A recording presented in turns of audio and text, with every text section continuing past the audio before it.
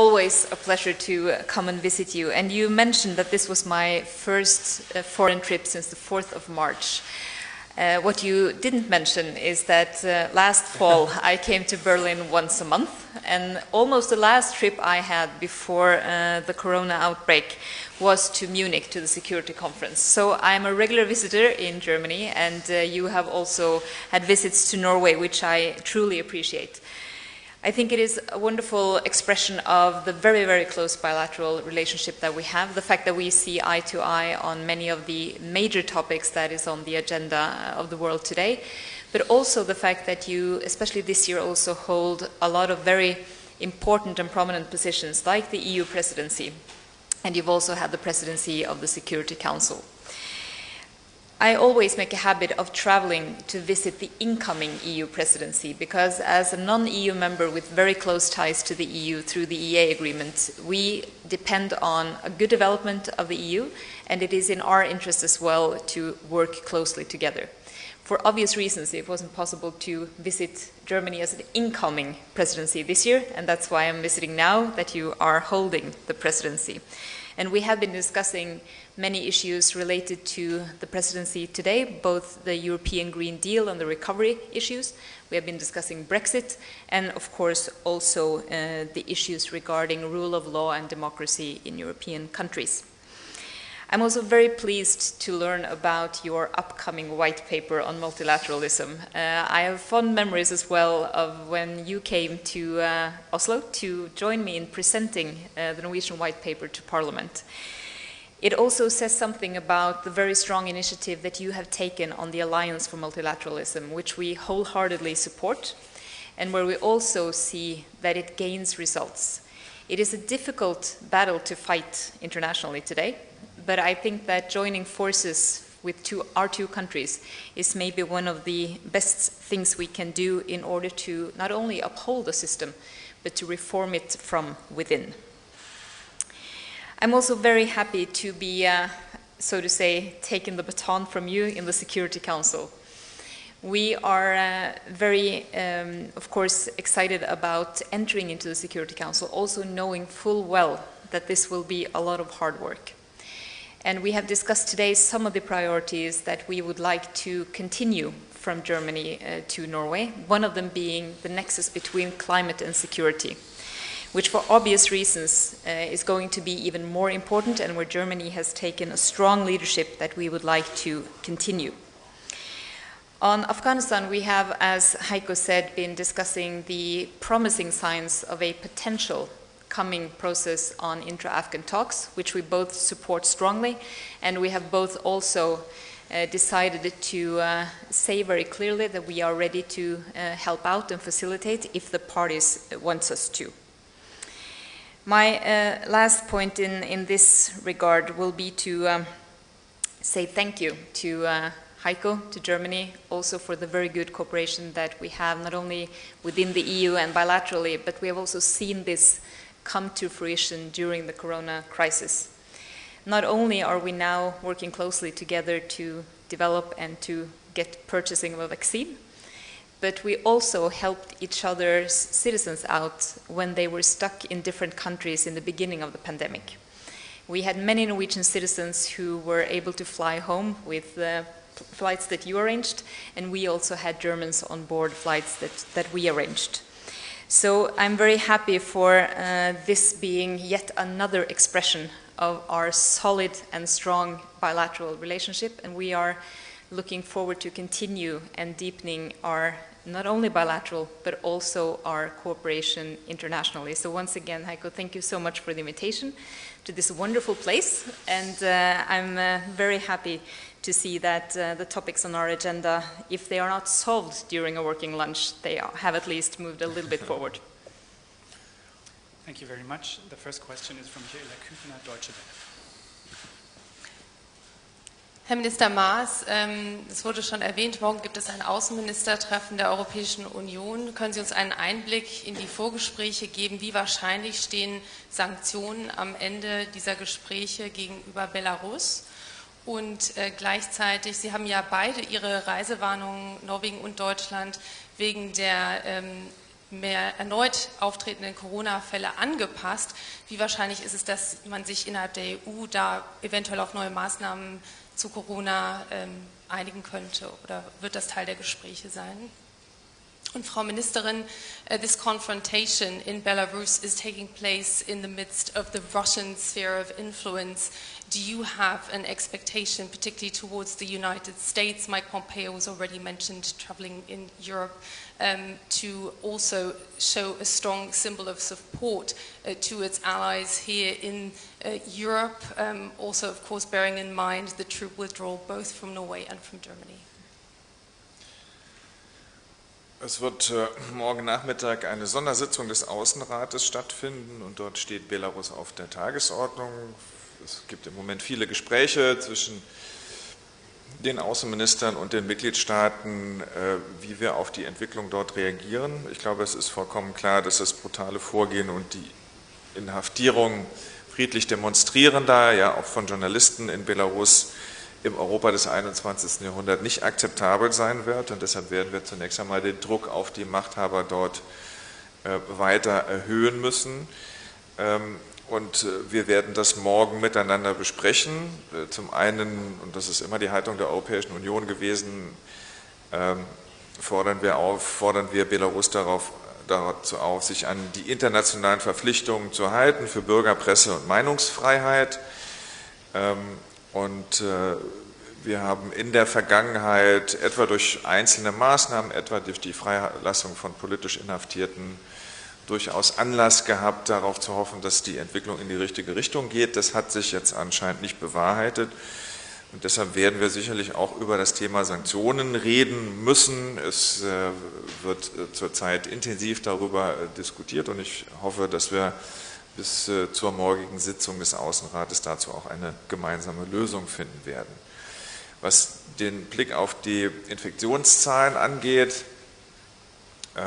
natürlich sehen wir das Steigen der Infektionszahlen und nicht nur bei uns, sondern in vielen Ländern in Europa. Deshalb ist es wichtig, dass wir uns da eng abstimmen.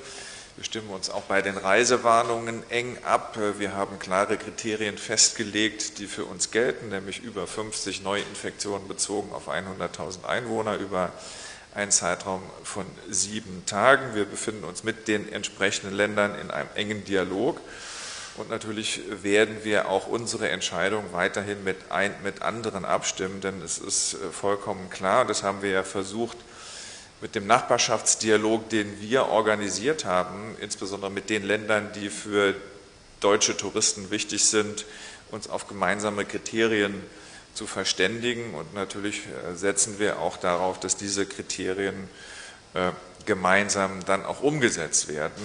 Insofern, das ist ein tägliches Überprüfen der Entwicklung.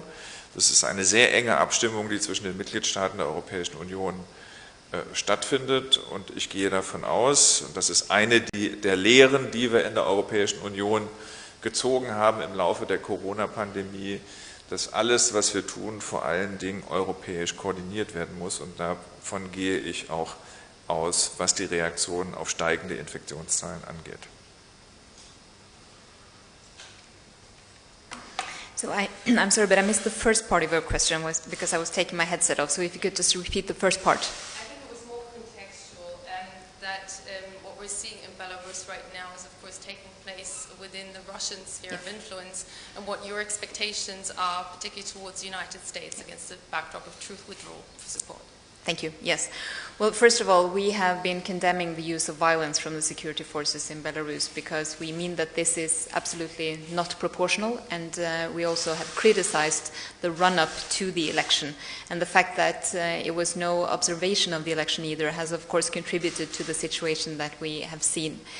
And for us, it is important that all Western countries also show the solidarity with those who are wanting free and fair elections. And that, of course, goes for the US as for European countries as such. And I do think that as Heiko mentioned, the discussions that will take place in the EU tomorrow at the Foreign Ministers meeting will of course, be extremely important in that regard.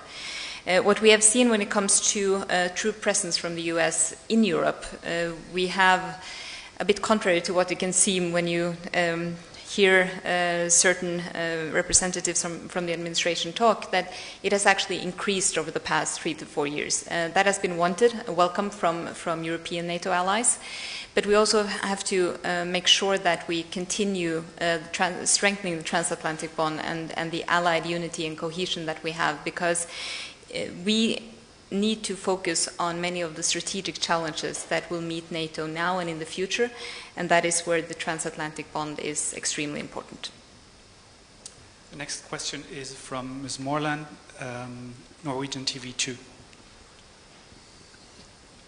Hello, Johannes Morland, Norwegian TV2. For the Norwegian Minister, regarding Corona, firstly, can you say something, also the whole world is waiting for the vaccine. Can you say something more specific about how the two countries cooperate and the progress in that field? And secondly, how do Norway and Germany work together to better the economic situation caused by the pandemic? Well, first of all, on vaccines, of course, it is difficult to say when we can have a vaccine, and the predictions are, of course, different depending on who you're asking. What I am happy about is to see that there are several candidates who are now making what I would say is significant progress, hoping that at some point in the not-too-distant future we will have a vaccine.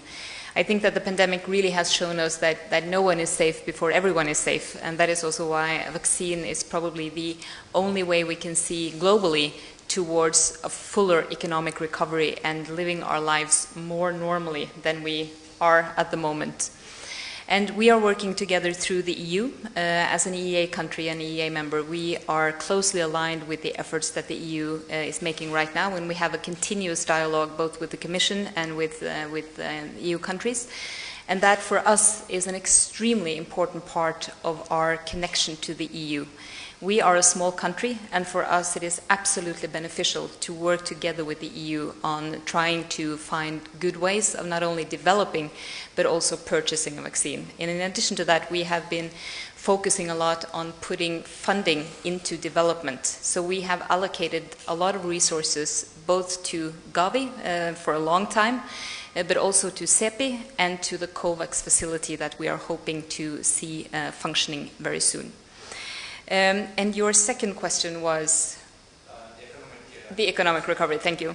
Well, it is also part of the same answer that until we have a vaccine, it is very difficult to see how we can have a full economic recovery. We are starting, of course, to see some positive signs. But as Heiko mentioned, many European countries are now again experiencing rising numbers in contamination and the spread of the virus, which makes it, of course, difficult for countries to fully open up again as they were before the pandemic hit. That affects everyone. And what we, of course, are concerned about is the decline in global trade. We are concerned about the ability to produce certain goods in all countries, I think, because many of the goods that we produce depend on different components from countries all around the world. And we are, of course, concerned about the long-term effects globally of this economic downturn, and also the rise in poverty, and the fact that the Sustainable Development Goals will probably be further away in reaching than we have seen so far. So this is really a big concern to all of us, these long-term economic and societal effects of the pandemic, and in addition to the immediate health crisis that many countries are now grappling with. Ich würde gerne einen Punkt sagen zum Thema Impfstoff. Natürlich hoffen wir alle und wir investieren dafür viel Geld, dass ein Impfstoff so schnell wie möglich vorhanden ist. Allerdings glaube ich, dass die erfolgversprechendste Arbeit bei der Erforschung des Impfstoffes im Moment in Forschungslaboren stattfindet und nicht auf Pressekonferenzen, so wie wir das in den letzten Tagen gesehen haben. Und ich glaube, und das ist auch ein Thema unseres Gespräches gewesen, und bin sehr zuversichtlich, dass die Europäische Union, die sich ja auch bei der Beschaffung und bei der Verteilung von Impfstoff, wenn er denn einmal vorliegt, organisiert hat, dort auch Norwegen mit einbeziehen kann. Auch als Nichtmitglied der Europäischen Union wird es sicherlich Wege geben, wie man dafür sorgen kann, dass man die Beschaffung für die Europäische Union so organisiert, dass Norwegen davon auch profitieren kann. And the last question for today comes from Andreas Künast, ZDF.